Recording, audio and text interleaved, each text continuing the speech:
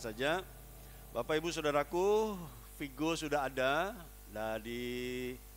sejak hari Senin ya, sejak hari Selasa yang lalu dia sudah ada dan dia sudah resign dari pekerjaannya STT IAA Trawas Mojokerto, dan hari ini beberapa waktu ini dalam rangka pernikahan. Jadi sedikit intro bahwa pernikahan Vigo akan berlangsung bulan depan ya. Nanti Ita calonnya baru akan datang tanggal 17 karena dia seorang guru yang harus nunggu selesai rapotan. Dia wali kelas juga. Kalau guru pelajaran sih bisa selesai nilai dikirim dan dilaporkan bisa langsung datang. Tapi karena dia wali kelas, jadi dia harus menyelesaikan proses serah terima rapot dan memberikan laporan kepada orang tua, dan tanggal 17 baru dia akan datang ya. Dan dia juga resign, jadi satu resign dari Belitung, satu Ita resign dari Belitung, Vigo resign dari Mojokerto. Mereka akan menikah bulan depan. Pemberkatan berlangsung tanggal 24 Juli saudaraku, tapi di Klaten ya. Kenapa di Klaten? Ya tentu ada beberapa pertimbangan yang panjang kalau diceritakan. Tapi intinya di pemberkatan itu hanya perwakilan GPDI Karisma yang akan berangkat ke sana, beberapa terlibat dalam acara, dan nanti pada tanggal 28 Juli itu hari Minggu, 24 Juli itu Rebo, jadi cuma perwakilan yang ke sana.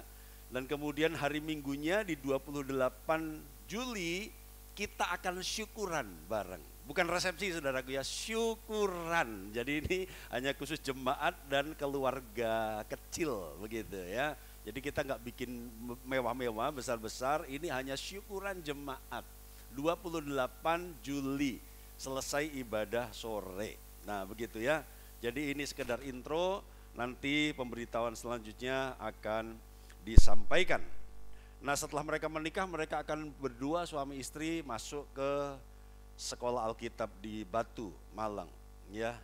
Minggu depan nanti Pak Ari akan bersaksi, mumpung dia WL juga sekaligus saudaraku ya. Dia bersaksi bagaimana rasanya jadi siswa sekolah Alkitab gitu saudaraku ya. Siapa tahu berikutnya ada yang kepengen gitu loh Pak Ari ya, nah, gitu ya. Nanti minggu depan Pak Ari boleh WL sekaligus bersaksi kesannya ketika di sekolah Alkitab. Tapi saya lihat seminggu dia di sana tambah belendung perutnya saudaraku ya, haleluya ya.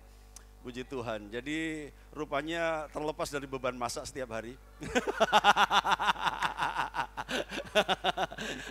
Atau puasanya gak sungguh-sungguh gitu saudaraku ya, karena mereka wajib puasa nih, ya, wajib puasa ya. Oke, minggu depan Pak Ari akan bersaksi ya. Oke, hari ini kita akan belajar tentang rapture, mitos atau fakta. Kalau minggu lalu kita sudah belajar akhir zaman itu mitos atau fakta, kita sudah menjawabnya. Bapak Ibu yang tidak hadir minggu lalu, Bapak Ibu boleh lihat khotbah di YouTube.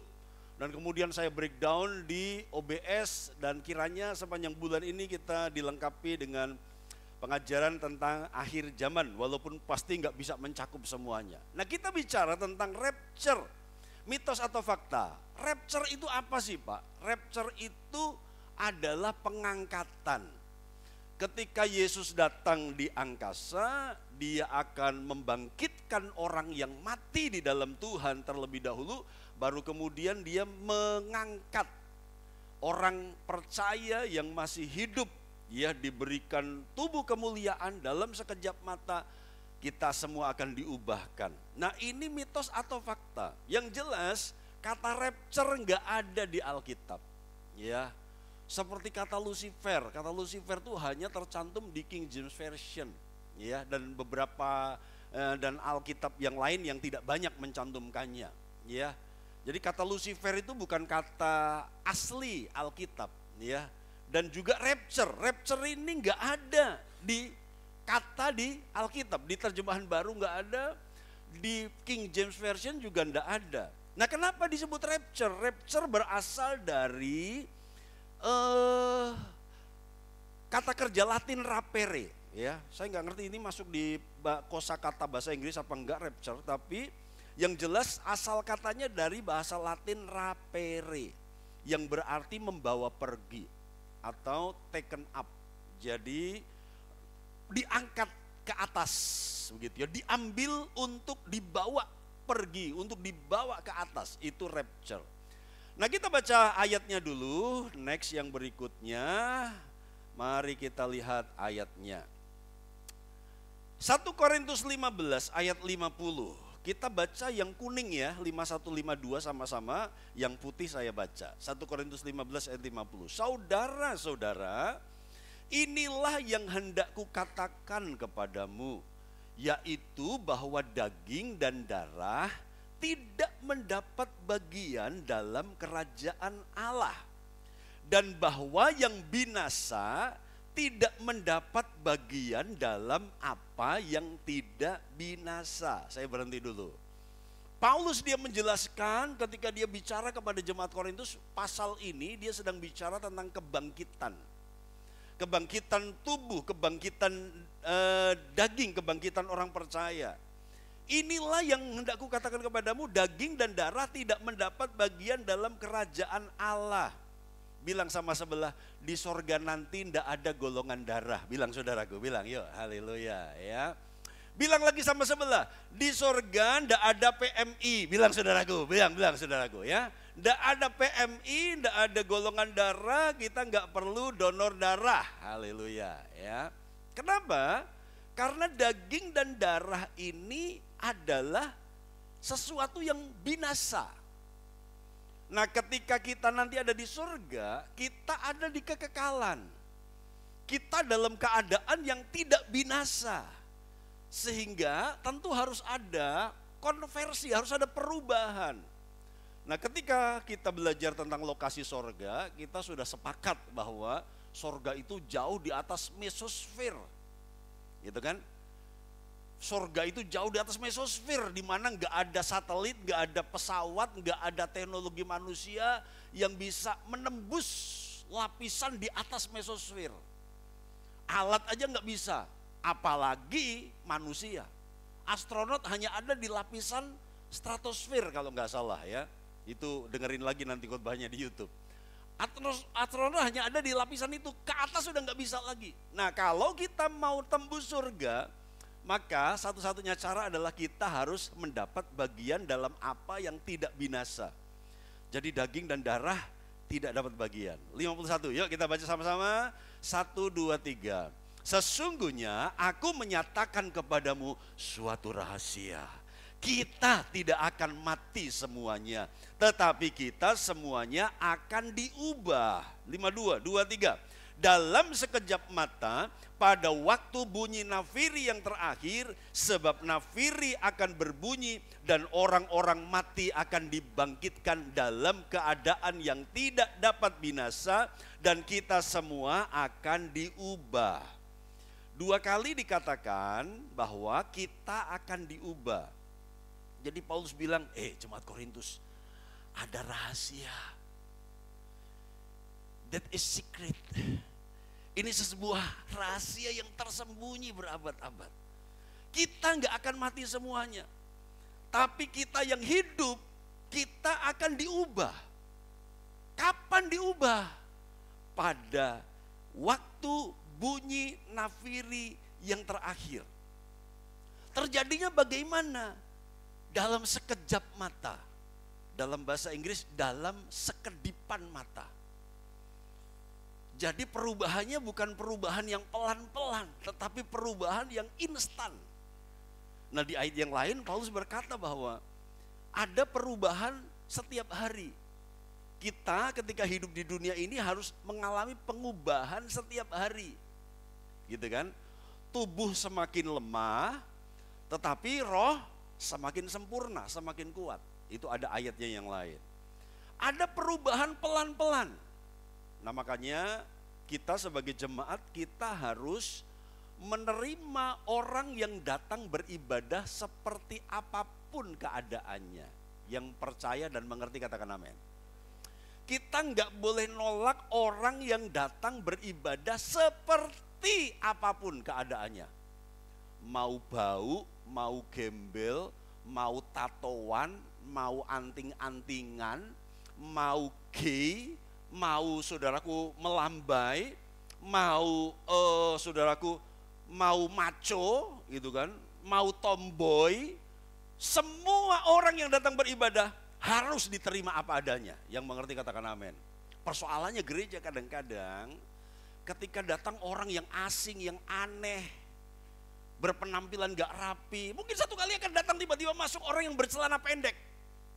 Kita mungkin ke gereja kok celana pendek. Hati-hati, bertobat itu mata-mata yang sok melirik, saudaraku, haleluya. Hati-hati yang suka melirik memandang sebelah mata. Hati-hati, saya khawatir gak bisa balik. Neng gereja kok katoan pendek, saudaraku. Kalau dia pertama kali datang, 2 kali datang, 3 kali datang, biarkan dia.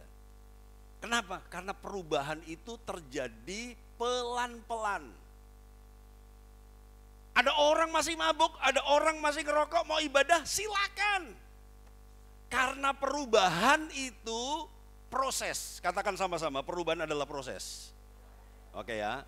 Jadi wajib hukumnya kita nggak boleh membedakan orang dari penampilannya, dari wanginya, dari apa yang tampak mata. Karena perubahan itu proses. Nah, itu perubahan ketika kita hidup berproses dalam dunia ini. Tapi perubahan ini akan berlangsung ayat 52 dalam sekejap mata. Yesus datang, Yesus menjemput kita, nafiri berbunyi, orang mati dalam Tuhan bangkit, dan kita yang hidup, kita diubahkan dalam sekejap mata, dalam sekedipan mata. Nah, kenapa disebut nafiri yang terakhir? Saya akan sampaikan nanti di OBS. Kok nafiri yang terakhir? Berarti sebelumnya ada nafiri-nafiri dong Pak. Ingat, ini nafiri yang berbeda dengan nafiri atau sangkakala di Wahyu. Nanti ada 7 sangkakala di Wahyu, itu beda. Itu beda. Kenapa disebut nafiri yang terakhir? Apakah ini sangkakala ke-7 seperti yang ada di Wahyu? Beda. Sangkakala terakhir. Jangan juga tanya, Pak, kok ketika Yesus menjemput kita, ketika rapture ada nafiri yang terakhir? Apakah nafiri sebelumnya itu adalah nafirinya Bu Febe? Bukan juga, saudaraku ya, bukan juga. Haleluya, bukan juga. Kenapa disebut nafiri yang terakhir? Nanti tunggu di OBS ya, minggu ini. Yang jelas, nafiri ini ada yang menafsirkan ini tidak kedengaran dengan telinga jasmani, tetapi ini akan terdengar secara rohani. Kenapa? Ayat 52, orang mati bangkit. Orang mati masih bisa dengar enggak? Secara fisik dia udah gak bisa dengar kan, tapi spiritnya ada. Ketika nafiri Allah itu dibunyikan, hanya orang-orang yang akan mengalami pengangkatan yang akan mendengarnya. Ini salah satu tafsiran begitu. Karena orang mati bangkit, dengar nafiri, orang mati bangkit. Jadi nafiri ini sedang ditunggu oleh orang-orang percaya yang sudah mati, yang mendahului kita. Sementara kita yang hidup akan diubahkan. 53. Karena yang dapat binasa ini, tubuh kita hari ini, harus mengenakan yang tidak dapat binasa. Dan yang dapat mati ini harus mengenakan yang tidak dapat mati. Dan sesudah yang dapat binasa ini mengenakan yang tidak dapat binasa, dan yang dapat mati ini mengenakan yang tidak dapat mati, maka akan genaplah firman Tuhan yang tertulis, maut telah ditelan dalam kemenangan. Jadi ayat berikutnya, Paulus berkata, hai maut, di manakah sengatmu? Di saat orang sudah diubahkan, memiliki tubuh kebangkitan, tubuh kemuliaan, kita bisa nantang maut. Tidak ada lagi kematian. Karena kita hidup selama-lamanya. Ya, yang paham katakan amin. Ya, jadi hari ini jangan coba tantang kematian. Ya, ora popo, orang nganggu helm, ngebut. Wah, saudaraku, itu menantang kematian. Haleluya. Ya. Tidak apa-apa, tak coba banji jumping pakai benang jahit. Haleluya, puji Tuhan ya. Wah, itu nantang kematian, saudaraku ya. Tidak apa-apa, tak flying fox saja ya. Flying fox dari Selo sana, saudaraku. Oh, sampai di Semarang misalnya gitu, saudaraku. Kalau ada ya. Dari puncak Selo, saudaraku, flying fox sampai ke Semarang. Nganggo benang wool, saudaraku. Wah, itu nantang kematian, itu nantang maut. Jangan coba-coba nantang maut. Haleluya ya. Bilang sama anak muda di sebelahmu, jangan sok-sok jago, bilang saudaraku ya. Haleluya ya. Anak-anak muda ini yang sok nantang maut, saudaraku. Jangan, maut tidak bisa ditantang. Karena kita masih dalam tubuh yang dapat binasa. Ketika nanti tubuh kita sudah nggak bisa binasa, baru kita bisa nantang maut. Maut, di mana sengatmu? Engkau sudah tidak berkuasa lagi. Aku sudah dalam hidup kekal bersama dengan Yesus. Katakan sama-sama keren, saudaraku ya. Haleluya. Yuk, yang berikutnya. Nah, ini kita sudah belajar kemarin. Akhir zaman adalah satu rentang waktu yang panjang. Sejak kedatangan Yesus yang pertama sampai kedatangan Yesus yang kedua. Saya sudah breakdown di OBS kemarin. Paulus dia berkata bahwa zaman akhir itu, di zaman akhir itu zaman di mana dia hidup.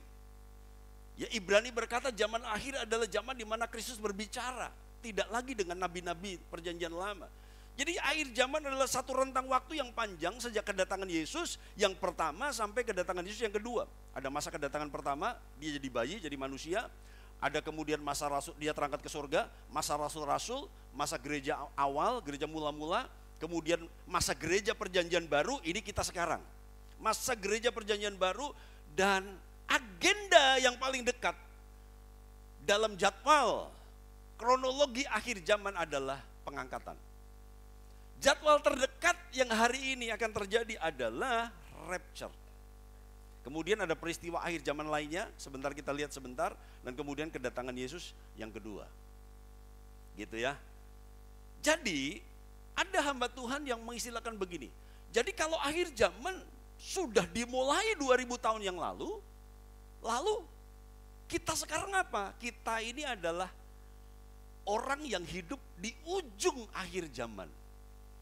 Orang yang hidup di akhir dari akhir zaman. Katakan sama-sama, akhir dari akhir zaman katanya. Ya, haleluya. Jadi kita sudah muntup-muntup saudaraku gitu ya. Kita sudah dekat, kita sudah semakin dekat dengan penggenapan janji Tuhan.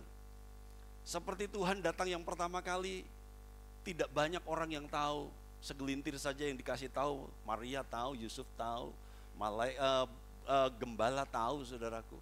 Herodes, ahli-ahli Taurat, imam-imam kepala saja nggak tahu saudaraku. Orang Majus dikasih tandanya. Gitu. Jadi seperti Yesus datang pertama kali nggak kasih berita woro-woro. Kedatangan dia menjemput kita dalam rapture juga pasti akan terjadi. Ya, karena dia sudah mengagendakan dan menyatakannya. Jadi kita hari ini sudah ada di ujung akhir zaman. Akhir dari akhir zaman. Lanjut yang berikutnya. Nah, ini garis besar urutan peristiwa akhir zaman. Saya ulangi lagi, melengkapi yang minggu lalu. Yang pertama, pengangkatan gereja. Nah, ini agenda yang paling dekat. Yang kedua, munculnya antikristus, ya. Kemudian masa siksaan atau tribulasi. Ini masa pemerintahan antikris. Kemudian ada pertempuran Gog dan Magog. Kemudian ada pembinasa keji berdiri di tempat kudus, saudaraku. Nah, ini banyak tafsiran. Ada satu berkata bait Allah nggak mungkin didirikan lagi. Bait Allah ketiga nggak mungkin didirikan lagi. Karena kalau bait Allah didirikan lagi berarti akan ada korban darah lagi. Kalau bait Allah di Yerusalem itu didirikan lagi berarti orang Yahudi akan kembali mempersembahkan binatang untuk ritual ibadah dan penyembahan mereka. Itu artinya penghinaan terhadap salib Kristus. Itu golongan pertama ngomong begitu. Golongan yang kedua berkata, bait Allah akan tetap dibangun lagi. Justru karena mereka nggak percaya pengorbanan Yesus, maka bait Allah akan didirikan lagi dan artinya akan ada pengorbanan binatang lagi. Ya, ya mungkin saya agak berbeda dengan teman-teman saya ya di sinode ini. Jadi ada beberapa tafsiran. 6. Pertempuran Harmagedon. 7. Penghakiman atas bangsa-bangsa, pengikatan setan, kerajaan 1000 tahun damai, pertempuran terakhir, pengadilan tahta putih, langit yang baru dan bumi yang baru. Jadi Bapak Ibu Saudaraku sekarang lihat di situ, saya akan jelaskan dengan cepat ya. Jadi pengangkatan gereja, Yesus datang di awan, Yesus datang di angkasa ya untuk mengangkat mereka yang percaya kepadanya. Pada saat yang bersamaan mereka yang mati dalam Kristus akan dibangkitkan dan ikut dibawa ke surga. Jadi sekali lagi dari perspektif hari ini, agenda terdekat adalah peristiwa berikutnya yang akan terjadi adalah pengangkatan. Hari pengangkatan akan segera tiba, tidak ada nubuat apapun yang perlu tergenapi dahulu sebelum peristiwa ini berlangsung.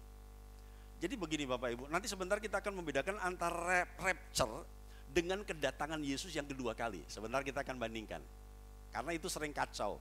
Sayangnya adalah di Alkitab kita kadang-kadang susah membedakan ketika Yesus ngomong akhir zaman, rasul-rasul ngomong akhir zaman, ini mengacu kepada pengangkatan atau mengacu kepada kedatangan Yesus yang kedua.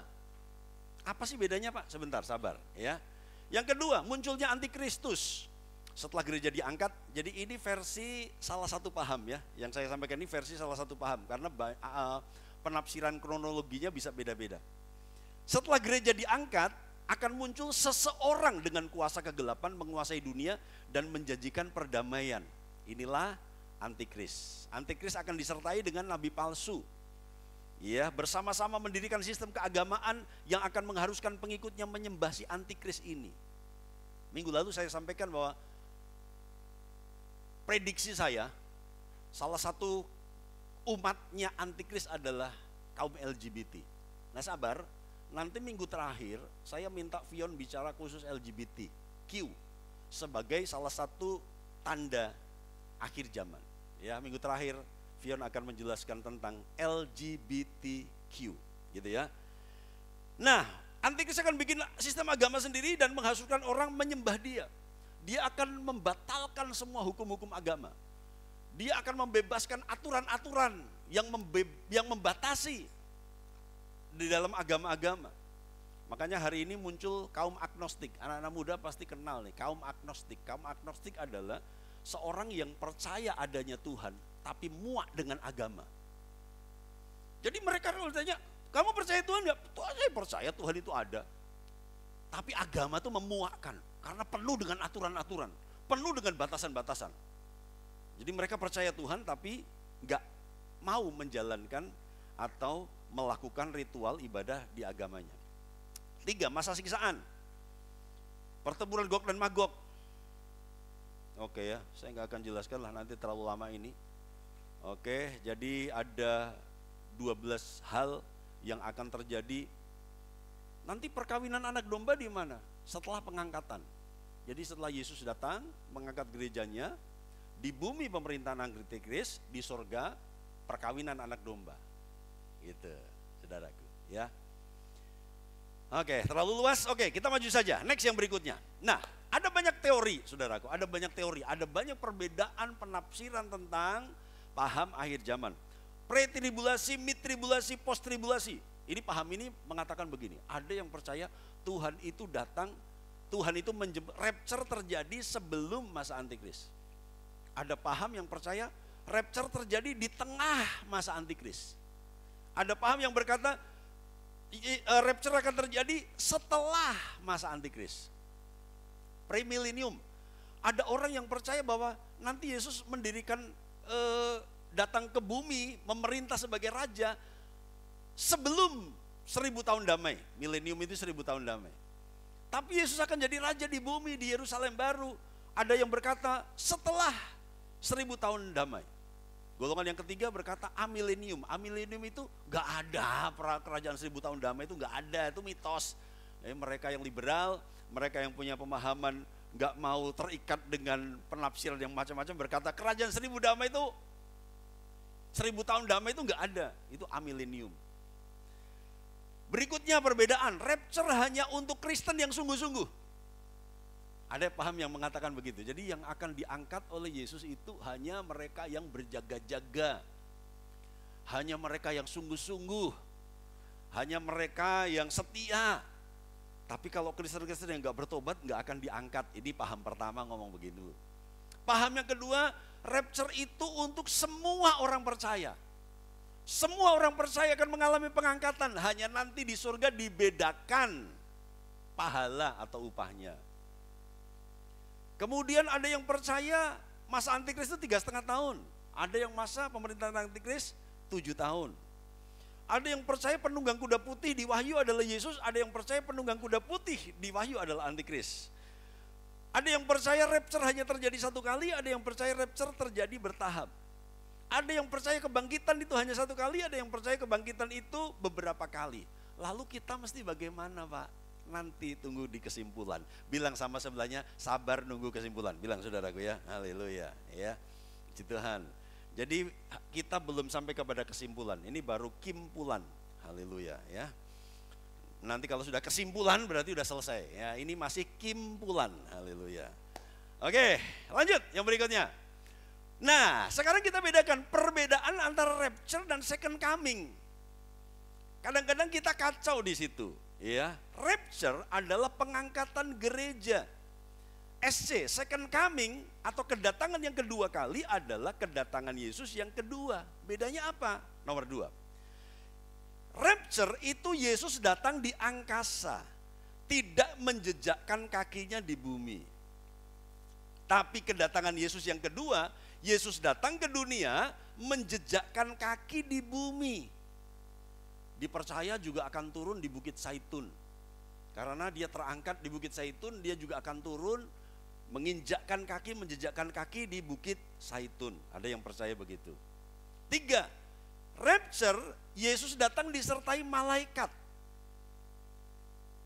Iya.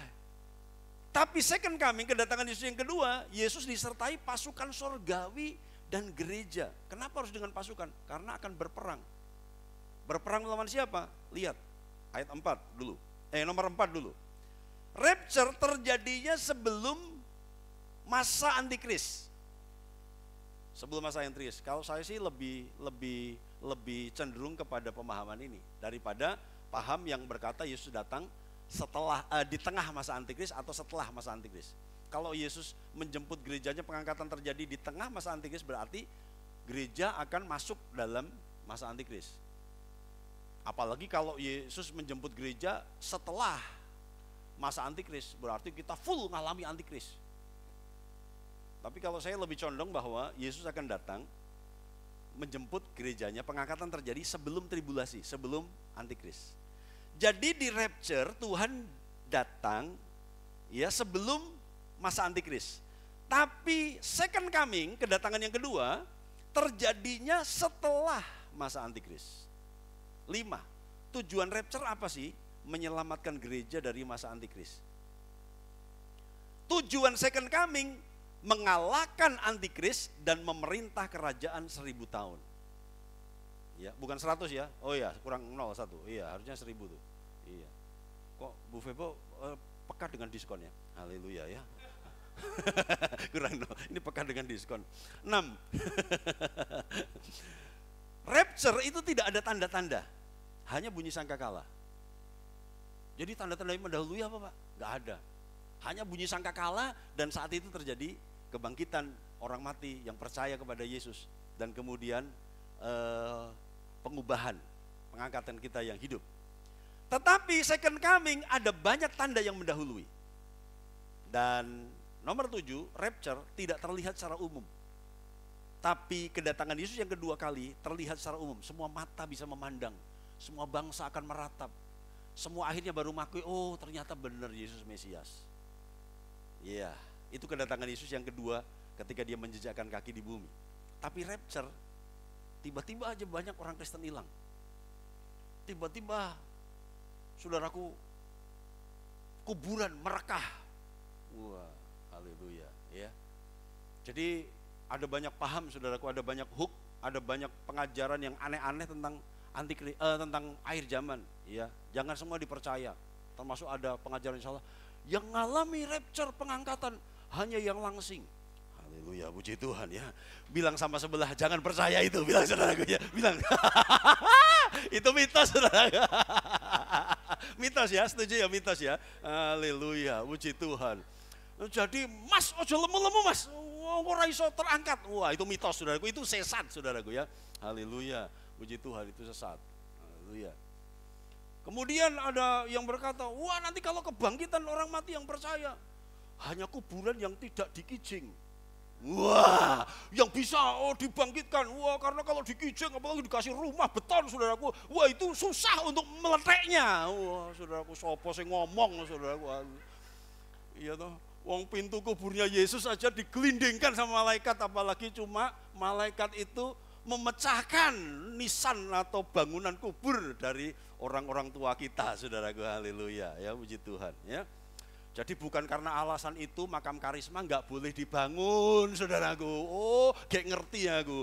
Kenapa Paduka itu bikin peraturan di makam karisma nggak boleh dibangun kijing, nggak boleh dibangun nisan. Wah, jangan-jangan Pak Deni percaya bahwa yang akan dibangkitkan hanya mereka yang tidak di kijing. Haleluya, puji Tuhan ya. Kalau paham itu dipercaya, Pak Doni ya enggak bangkit, saudaraku ya. Haleluya, karena Pak Doni ya di kijing. Coba haleluya. Yuk, next yang berikutnya. Saya mau nyanyi, ini lagu lama. Satu kali akan ada hari senang buat saya, seperti Tuhan sudah kata, asal ku tinggal setia. Tuhan Yesus sudah janji, Dia sungguhkan kembali pertemuan di udara. Oh, senang sekali. Satu kali akan ada hari senang buat saya, seperti Tuhan sudah kata, asal ku tinggal setia. Tuhan Yesus sudah janji, Dia sungguhkan kembali pertemuan di udara. Oh, senang sekali lagi, satu kali akan ada, satu kali akan ada hari senang buat saya, seperti Tuhan sudah kata, asal ku tinggal setia. Tuhan Yesus sudah janji, Dia sungguhkan kembali pertemuan di udara. Oh, senang sekali ada pertemuan, ada pertemuan di udara, pertemuan yang manis. Saya rindu bertemu di sana, jauh di udara. Nyanyian yang terdengar yang belum pernah didengar adalah kegirangan, dan anak Allah yang pimpin kita pertemuan di udara. Haleluya. Kenapa tinggi sekali, Kak? Karena kita akan bertemu tinggi sekali. Haleluya, puji Tuhan ya. Jadi itu alasan ngelesologi. Haleluya ya. Wah, lagu yang kedua tinggi sekali. Ya, karena kita akan bertemunya di tinggi sekali, saudaraku. Ya, puji Tuhan. Jadi jangan takut, saudaraku. Ya, yang overweight, yang diberkati kita semua, asal kita ringan dosanya. Gitu, saudaraku. Jadi kadar dosa kita tuh nggak memberati. Yang memberati itu bukan daging kita. Yang memberati itu bukan lemak kita. Tetapi yang memberati untuk kita mengalami pengubahan dan pengangkatan adalah kadar dosa kita. Karena itu ayo, masih ada waktu, kita terus bertumbuh, saudaraku. Saya percaya tidak ada orang yang tidak berdosa. Semuanya dibenarkan, semuanya dilayakkan. Kalau kita jujur, Tuhan aku dosa nih. Tuhan aku mau ngalami rapture Tuhan. Dan biarkan kita terus berubah, kita terus bertumbuh di dalam Tuhan. Yang mengerti percaya katakan amin. Haleluya. Lanjut yang berikutnya. Nah, kembali ke ayat tadi dalam Korintus. Sesungguhnya aku menyatakan kepadamu suatu rahasia. Kita tidak akan mati semuanya, tetapi kita semuanya akan diubah. Nah, ternyata ini paham, ini hebatnya Alkitab, saudaraku. Ketika Paulus ngomong ini, kan Paulus ngomong sama orang hidup nih. Ketika Paulus nulis surat kepada Korintus, dia ngomong begini, kita nggak akan mati semuanya. Kalau hari ini mereka yang menerima surat awal ini, masih ada yang hidup nggak? Udah mati semua, ini hampir 2000 tahun yang lalu. Surat Korintus ditulis sebelum tahun 1000 Masehi. Ya, sebelum tahun 100 Masehi. Karena kalau sebuah tulisan itu ditulisnya lewat dari tahun 100, itu nggak masuk kanonisasi. Jadi sudah tidak diakui menjadi kanon Alkitab. Makanya ada surat Barnabas, Injil Thomas. Nah, itu surat-surat yang ditulis setelah lewat 100 tahun. Ya, sejak zaman Yesus. Nah, Paulus berkata, kita nggak akan mati semuanya, tetapi kita semuanya akan diubah. Kenapa Paulus? Apakah Paulus? Berarti Paulus salah dong, Pak. Karena hari ini jemaat Korintus mati semuanya. Bukan salah. Karena kedatangan Yesus memang nggak ada yang bisa memprediksi. Kapan dia jemput gereja nggak ada yang tahu. Ayat yang lain berkata itu seperti pencuri. Yesus sendiri berkata hanya Bapa yang tahu. Gitu kan? Hanya Bapa yang tahu. Jadi apakah Paulus salah? Tidak. Tetapi Paulus memberikan pewahyuan bahwa ini akan terjadi di akhir zaman. Nah, mungkin ini kita alami, saudara. Jadi siapa tahu beberapa di antara kita ngalami pengangkatan. Beberapa dari kita mungkin akan mengalami kebangkitan. Karena kita kan nggak ngerti kita mati kapan, gitu kan? Jadi beberapa kita akan mengalami kebangkitan karena kita sudah mati dulu sebelum Yesus menjemput kita. Tapi beberapa kita mungkin akan mengalami pengubahan, pengangkatan. Tanya sama sebelah, milih yang mana? Tanya saudaraku, milih yang mana? Saudaraku, yuk, milih yang mana? Haleluya ya. Milih mati duluan, baru kemudian kita dibangkitkan, gitu ya. Atau milih kita masih hidup dan ternyata diubahkan, tiba-tiba berpindah alam. Adik pilih yang mana? Pilih pengangkatan ya. Haleluya, puji Tuhan ya. Saya terserah Tuhan. Terserah Tuhan. Terserah Tuhan ya. Iya. Maksudnya pengangkatan itu rapture, dia ngalami rapture, masih hidup gitu ya. 52. Dalam sekejap mata, dalam sekedipan mata, pada waktu bunyi nafir yang terakhir, sebab nafir yang akan berbunyi dan orang-orang mati akan dibangkitkan dalam keadaan yang tidak dapat binasa dan kita semua akan diubah ya. Ya, jadi semuanya diubah, orang mati juga dibangkitkan, dapat tubuh kemuliaan, tubuh kebangkitan. Kita yang hidup juga diubahkan, mendapatkan tubuh kemuliaan. Apa yang tidak dapat binasa tadi. Next, yang berikutnya. Nah, itu dilengkapi dengan 1 Tesalonika 4 ayat 13, saya baca ya. Selanjutnya kami tidak mau, saudara-saudara, bahwa kamu tidak mengetahui tentang mereka yang meninggal. Supaya kamu jangan berduka cita seperti orang-orang lain yang tidak mempunyai pengharapan. Paulus menunjuk kepada orang-orang di luar gereja yang tidak punya pengharapan akan kebangkitan. Paulus menunjuk kepada orang yang tidak percaya Yesus. Mereka nggak punya pengharapan. Memang orang yang mati di luar Kristus juga akan dibangkitkan. Sama, saudaraku. Kapan itu terjadi? Ya, itu ada penjelasan yang lain. Lah, Pak, kalau Yesus menjemput gerejanya, yang mati di dalam Tuhan dibangkitkan, yang hidup diubahkan, lalu orang yang mati di luar Tuhan gimana? Tetap akan dibangkitkan, ada jadwalnya. Ya, tapi mereka dibangkitkan untuk dihakimi. Ya, mereka dibangkitkan untuk dihakimi. Nah, nanti kita juga akan belajar ada dua macam pengadilan. Ada pengadilan orang percaya. Jadi ketika orang mati dalam Tuhan dibangkitkan, orang yang hidup dalam Tuhan diubahkan, kita diangkat bersama dengan Yesus, terjadi pernikahan anak domba, perkawinan anak domba, gereja dan Kristus bersatu di sorga. Disitulah terjadi pengadilan Kristus.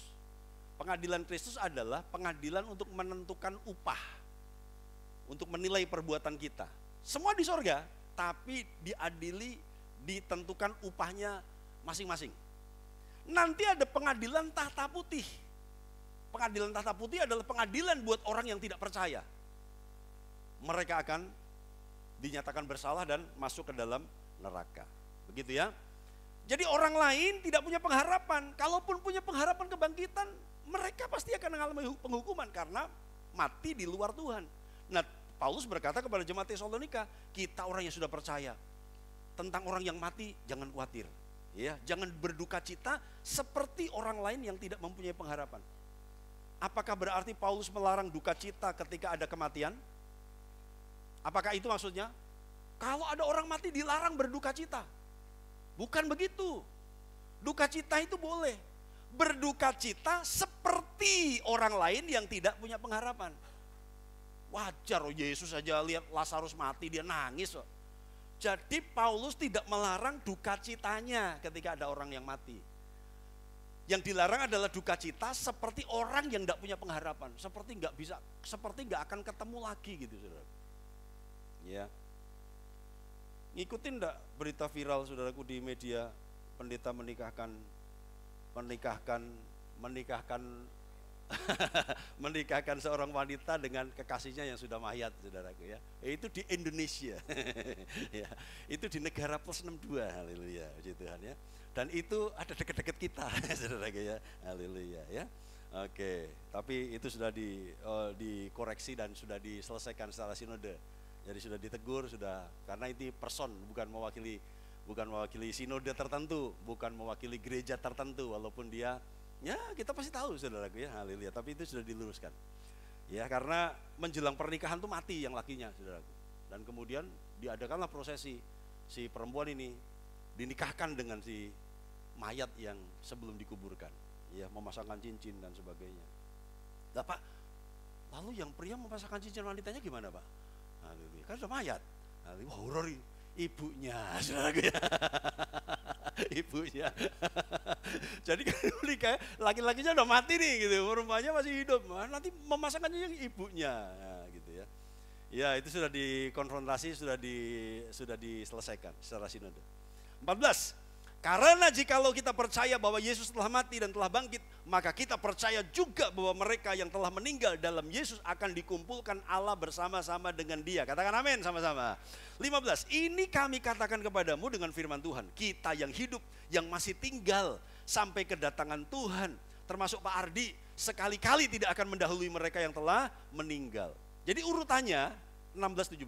Sebab pada waktu tanda diberi, yaitu pada waktu penghulu malaikat berseru dan sangkakala Allah berbunyi, maka Tuhan sendiri akan turun dari sorga dan mereka yang mati dalam Kristus akan lebih dahulu bangkit.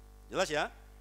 Jadi bukan pengubahan, maksudnya bukan yang hidup diubahkan dulu, tetapi yang mati dalam Tuhan dibangkitkan dulu. 17.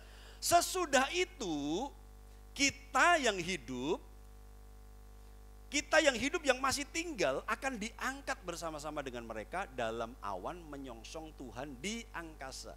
Demikianlah kita akan selama-lamanya bersama-sama dengan Tuhan. Jadi kita akan dibawa naik ke surga, terjadi pernikahan anak domba, terjadi pengadilan Kristus, ditentukan upahnya. Nanti kita dengan Yesus akan turun kembali ke bumi, mendirikan kerajaan 1000 tahun damai. Gitu. Jadi kita akan ada di bumi dan setelah itu langit baru, bumi baru, begitu ya. Oke, panjang. Next yang berikutnya. Mungkin ada yang bertanya begini, Pak, 1 Korintus 15:52 dipakai kata nafiri terakhir. Tapi kalau ada yang lihat tadi di 1 Tesalonika 4:16 dipakai kata sangkakala.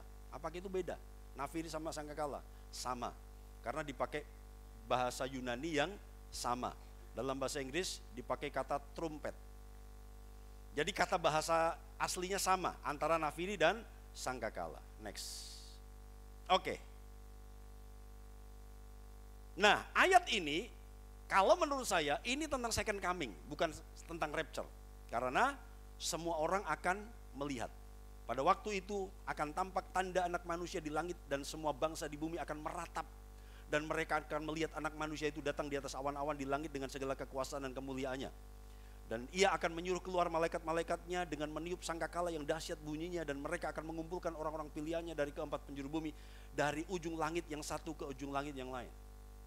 Menurut saya ini adalah peristiwa ketika Yesus datang kedua kali menjejakkan kaki di bumi karena semua bangsa akan melihat. Ada pertanyaan lagi begini, Pak, di masa antikris masih ada orang yang selamat gak? Ada. Mereka yang tertinggal, mereka yang masuk ke masa antikris masih ada yang selamat enggak? Ada. Tapi mereka harus mati syahid. Mereka harus membayar keselamatannya dengan darahnya sendiri. Jadi di masa antikris tetap ada orang yang diselamatkan. Gitu, ya. Oke, sekarang saya akan membandingkan 3 gambar. Next. Bapak Ibu coba perhatikan, saudaraku lihat. Ini penggambaran ya, penggambaran tentang rapture. Penggambaran tentang rapture. Dilihat baik-baik ya. Kira-kira setuju enggak dengan gambar yang begini? Ini hanya penggambaran. Saya hanya membandingkan penggambaran-penggambaran yang kita sering lihat di internet. Oke, next, gambar kedua. Nah, rapture. Saya kurang pas dengan penggambaran yang semacam ini. Kenapa? Next coba. Saya lebih cocok yang begini, 3. Nah, apa bedanya sih ini dengan yang kedua? Coba mundur. Ini masih pakai baju, saudaraku. Jadi kesannya orang akan rapture dengan tubuh yang ini, padahal bukan, gitu ya. Kita rapture itu bukan dengan tubuh yang ini, ya. Ya tubuh baru, dan tubuh baru pakaiannya pakaian kemuliaan. Pakaian kemuliaan, ya. Jadi bukan Louis Vuitton lagi, saudaraku ya. Haleluya. Bukan merek brand yang mahal, saudaraku. Bukan. Jadi saya kurang cocok dengan penggambaran ini. Saya lebih cocok dengan gambar yang seperti ini, karena kita akan mendapatkan tubuh kemuliaan. Oke, kita menjelang berakhir. Mari kita baca sama-sama Yohanes 14 ayat 3. 1, 2, 3. Dan apabila aku telah pergi ke situ dan telah menyediakan tempat bagimu, aku akan datang kembali dan membawa kamu ke tempatku, supaya di tempat di mana aku berada, kamu pun berada. Nah, next. Ini kemarin sudah kita lihat 2 ayat terakhir dalam Alkitab kita. Ada janji bahwa Yesus datang segera. Amin, diaminkan loh. Amin itu pasti, amin itu ya, amin itu tentu, amin itu tidak salah. Ya, amin itu setuju. Amin, datanglah Tuhan Yesus dan ada penyertaan Tuhan. Next, yuk siapkan. Kesimpulan. 1. Rapture atau pengangkatan bukan mitos, karena Yesus sendiri mengatakannya bahwa itu akan terjadi. Katakan amin, saudaraku. Iya, jadi rapture bukan mitos. Iya, dia akan jemput kita. 2. Tak usah pusing dengan perbedaan paham tentang rapture. Yang jelas itu akan terjadi. Jadi nggak usah pusing. Tuhan datang nanti setelah antikris, sebelum antikris, atau di tengah-tengah masa antikris, nggak usah pusing. Kesimpulan ketiga yang paling penting, baca sama-sama 2, 3. Yang penting untuk kita hari ini adalah berjaga dan bersedia. Jadi ada orang-orang yang maniak belajar, kadang-kadang kepo dengan kerajaan 1000 tahun damai, kadang-kadang kepo dengan pemerintahan antikris nanti gimana sih. Kalau saya sih dengan perbedaan paham itu lebih baik kalau bingung, kita nggak usah ke sana. Udah kita siap-siap aja rapture, udah. Nanti yang pemerintahan antikris kita lihat dari surga, seperti apa kenyataannya. Daripada kita bingung, wah ini 3,5 tahun, 7 tahun. Kerajaan 1000 tahun damai gimana sih? Di kerajaan 1000 tahun damai masih ada makan minum, kawin mawin nggak Pak? Udah, daripada kita hanya mengisi logika kita, mengisi kekepoan kita, mendingan kita siap-siap menyongsong agenda terdekat. Kalau saya lebih senang begitu, saudara. Ya. Yesus datang nanti sebelum 1000 tahun damai, di tengah-tengah 1000 tahun damai, atau setelah 1000 tahun damai. Perang Harmagedon, perang Gog and Magog itu seperti apa? Udahlah, kalau bingung kita siap-siap saja, setia ibadah, bertumbuh semakin dekat dengan Tuhan. Dan biarkan kita menantikan Dia, dan ibadah kita adalah latihan kita sama-sama di sorga. Bilang sama sebelah, ibadah di bumi adalah latihan nanti di sorga. Bilang saudaraku, haleluya. Ya. Ya, setuju ya Bapak Ibu, ibadah di bumi adalah latihan kumpul bersama, kita ada di sorga. Jadi sering-seringlah latihan, jangan suka bolos ibadah. Ya. Tak kusangka sejak dulu kau menunggu hidupku di altarmu. Ku sadari selama ini kau menanti. Ku akui semua dosaku, ku lepas kehendakku,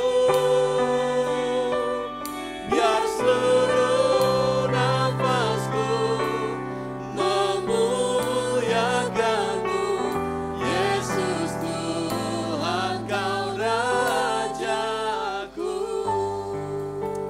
Kita sering berpikir bahwa kita yang menanti Dia kembali.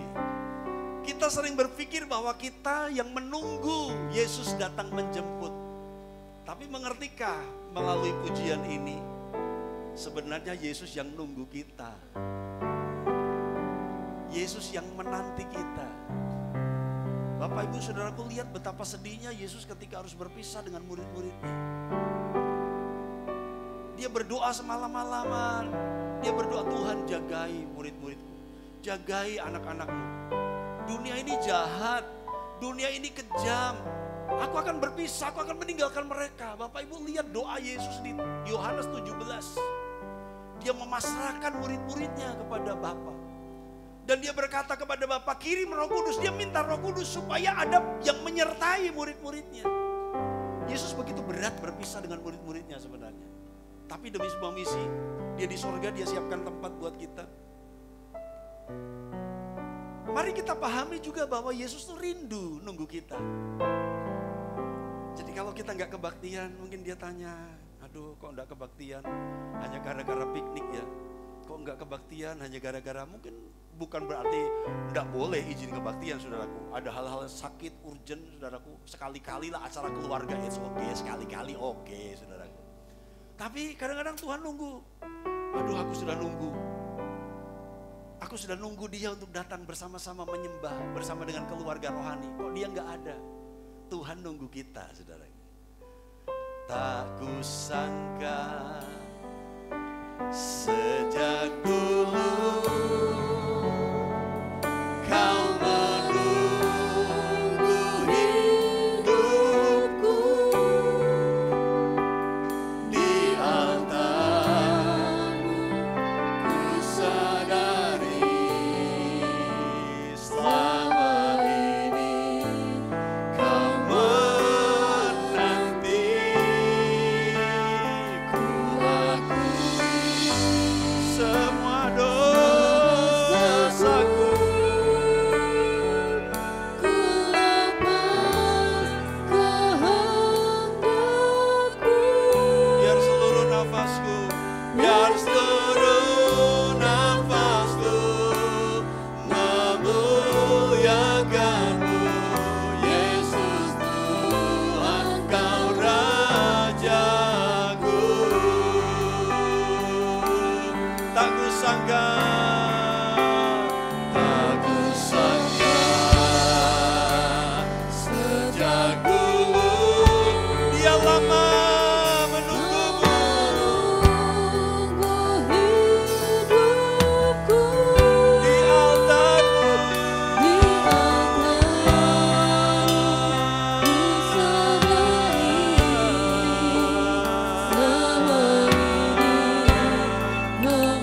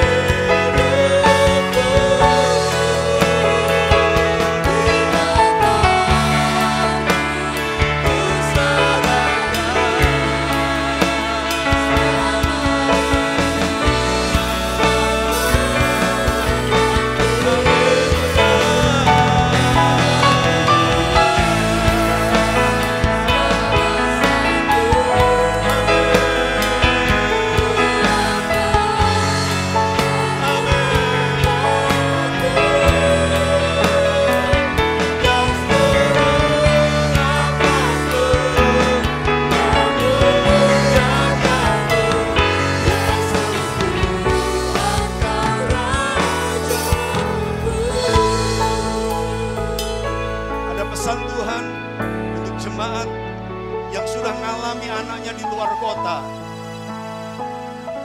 Ada pesan untukmu jemaat yang kau sudah ngalami anakmu di luar kota. Betapa berharganya kumpul keluarga. Seorang bapak dan seorang ibu akan tahu rasanya kumpul keluarga yang begitu indah. Orang tua, mari pahami perasaan Yesus. Dia sangat rindu kumpul keluarga. Dia merindukan hidupmu. Dia merindukan engkau. Anak-anak muda, jangan cuek dengan orang tuamu. Engkau yang mendengar program ini melalui media dan melalui YouTube, jangan cuek dan jangan abaikan orang tuamu. Engkau pribadi yang dikangeni. Engkau pribadi yang dinantikan. Jangan sibuk dengan urusanmu sendiri. Karena kumpul keluarga itu penting.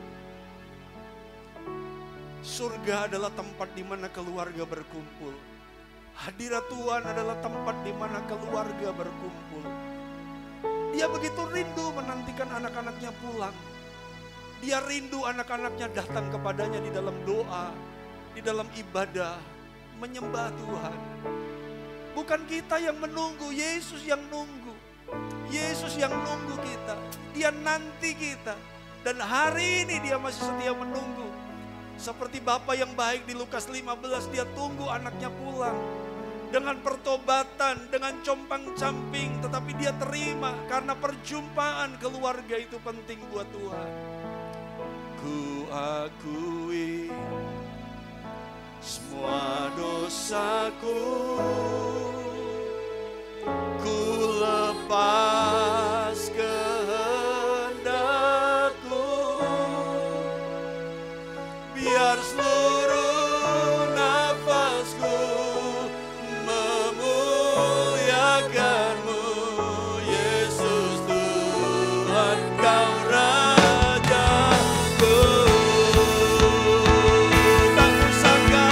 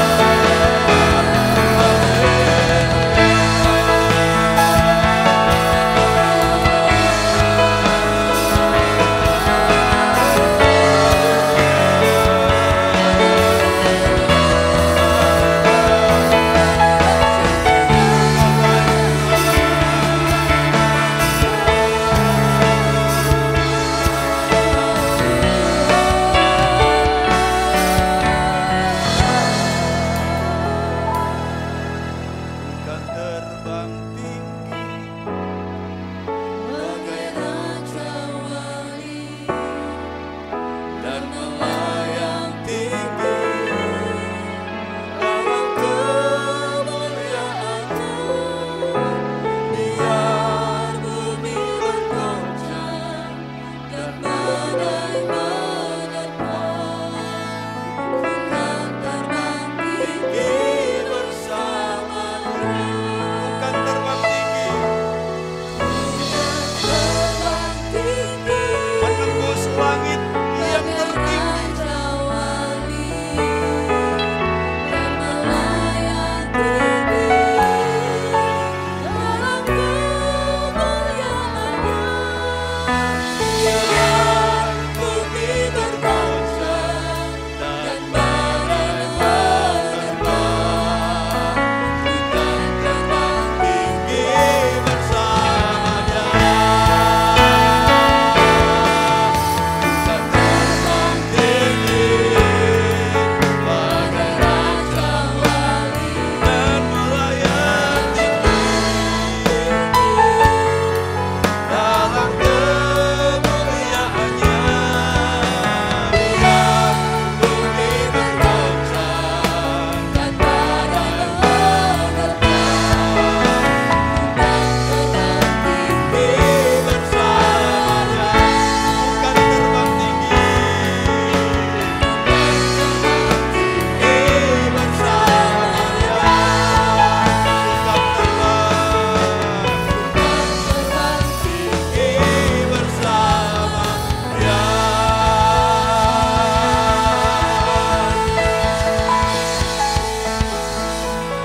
Biarkan kami diubahkan bersama-sama.